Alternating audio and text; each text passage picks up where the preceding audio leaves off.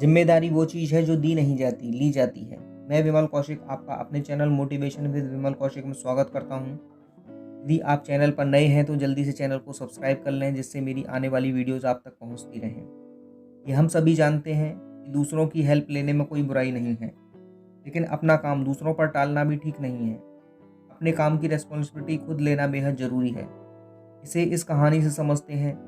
एक गांव में एक किसान रहता था। उसके पास अपना खेत था जिसमें उसने फसल बो रखी थी।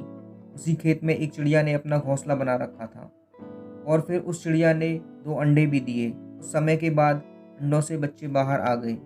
वे सभी आराम से घोंसले में रह रहे थे। चिड़िया उन्हें पाल रही थी, सब कुछ आराम से चल रहा था। बच्चे कुछ बड़े हो गए और फसल के कटने का भी टाइम आ गया।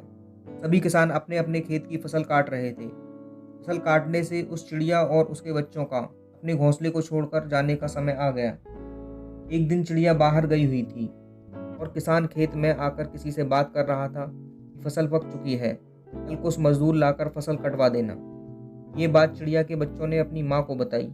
इस पर उस चिड़िया ने कहा कि मुझे नहीं लगता कि कल कोई फसल काटने के लिए आएगा।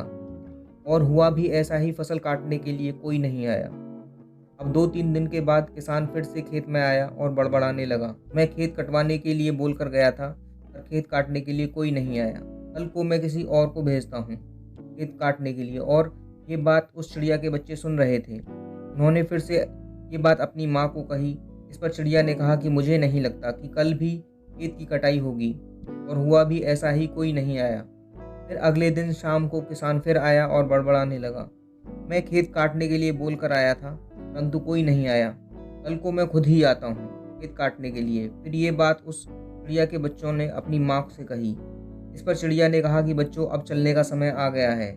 और अब वह अपने बच्चों को लेकर जाने के लिए तैयारी करने लगी। इस पर उसके बच्चों ने अपनी माँ से पूछा, आपको कैसे पता चला कि किसान सही में आएगा? इस पर चिड़िया बोली, पहले वो किसान दूसरों पर काम को टाल रहा था और दूसरों पर निर्भर था, लेकिन इस बार उसने फसल काटने की जिम्मेदारी खुद ली है, इसलिए वह जरूर आएगा।